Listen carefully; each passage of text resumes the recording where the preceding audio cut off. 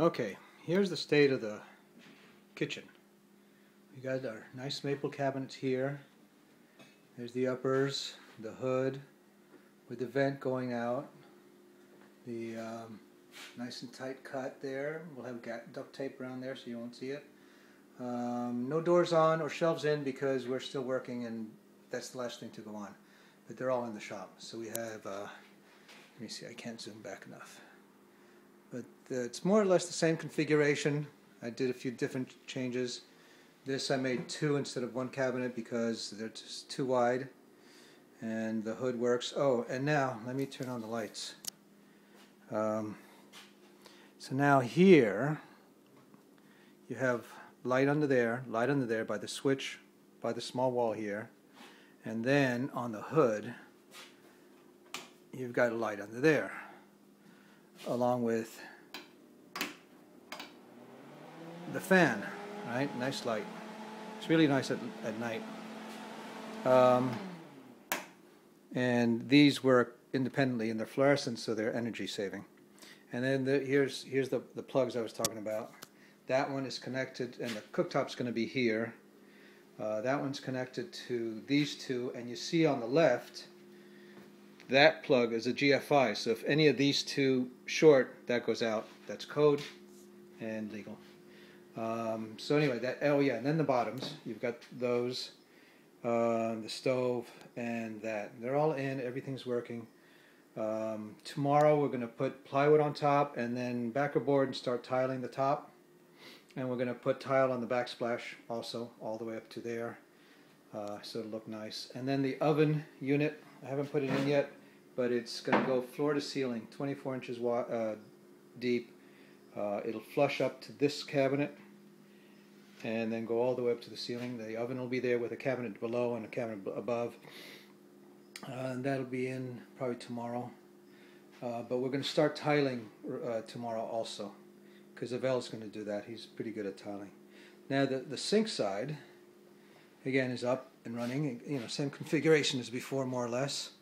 You've got the upper there, the lower. This one's going to be a bank of drawers. Here's your sink. If you can see that. You see those big holes? You won't see them when I'm finished. But because this one had a circuit breaker box, we had to do this to fit the box so we could slide it to the left and then back to the right. Anyway, then the dishwasher will go there, and another cabinet, which is in the shop, will go there. And you see that plug right down there for the dishwasher? Forgot all about it until this morning. I woke up and we had to do it on a dedicated circuit. So that plug there goes under the house, all the way that way to the left, and through the garage into the circuit. So I had to buy a new circuit board, new circuit breaker, and luckily there was room for it there. So that's also legal. Then you've got over the refrigerator thing. There's that cabinet way at the end. You've got that cabinet, and then once I'm done, I'm going to wrap this whole cabinet section with the same plywood and put doors on it, so it'll all look alike. It'll be really nice. Let me see. So the hardest part was getting these 2 lower cabinets in, because the walls and the floors are so out of level. At that end and this end, our tops are going to be a little less than 36 inches high off the ground. Over at this end and this end, they're going to be a little over 36 inches off the ground due to the fact that the floor is so out of level. You can see it here, if I can get the right kind of picture. You can see this right here. That's the gap, that's the bottom of the window trim, and that's the bottom of the center window trim, and then the left one you can't compare, but there's a good 3/8 difference between that gap and that gap. So I'm actually going to cut the window and make the window smaller so we actually have a splash. There was never a splash before. What was here, those very old cabinets, basically they ended right here, and it was terrible. I mean, you had dry rot and other stuff happening there. So we're actually going to raise this about that much. I'm going to make the windows a little bit shorter, and then put marble or granite here, granite tile here, down here, and then up here, and end it straight down here. And it's a bit more work than I expected because I didn't think I'd have to edit these windows, but there's no other way around it. Otherwise, you know, we can lift them, but then you've got this, the top of the front one, top of the back one, you know, it's supposed to be like that. So we're going to do that, but then I know how to, because I used to build windows back in New York, cut these shorter and put a filler here and angle it so it's waterproof, and then paint it in granite and everything will be fine. So that's what it's going to be. Otherwise, we're coming along. So this one, again, I want to show you this gap. You see this gap here? Right? Well, this cabinet is level, plumb, square, and touching the wall at the floor. And we're like 1.5 inches here, all the way down there. That's how far out this wall was. Over here, you can see this cabinet, the distance from here to here, compared to the distance from there to there. It's way bigger up there. Let me see if you can get a better shot. Way bigger there than you can. Well, you can't see it. Anyway, but the same thing over here.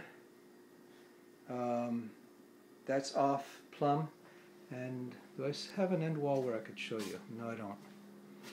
Okay. Anyway, these walls were horrible. Oh, and this wall here, the stove oven wall, it bellies right from this point. That sticks out. So this part of the cabinets are flush up against the wall, right? Then we come out straight with this because I built my cabinet straight, and this is the gap that we have here. That's how far my hand can go in.